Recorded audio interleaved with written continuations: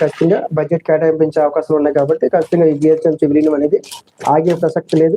అందులో ఎటువంటి సందేహం కూడా లేదు. అదేవిధంగా ఏదైతే మనకి న్యూ ఇయర్ వేడుకలు వస్తున్నాయి. న్యూ ఇయర్ వేడుకలు కూడా గవర్నమెంట్ చాలా కండిషన్లు పెట్టింది. అంటే నిన్నటి నుంచి స్టార్ట్ అవుతుంది. కానీ ఖచ్చితంగా రాత్రి 1 గంట వరకు ఏ పబ్‌లైనా, ఏ రెస్టారెంట్‌లో ఏవైనా సరే ఏదైనా మీరు ఒక ఈవెంట్ చేయాలనుకుంటే కూడా ఖచ్చితంగా పోలీస్ స్టేషన్ నుంచి మాత్రమే పర్మిషన్ తీసుకొనే చేయాలి. పర్మిషన్ లేకుండా చేస్తే ఊరుకునేది లేదు. కఠిన చర్యలు తీసుకుంటాము.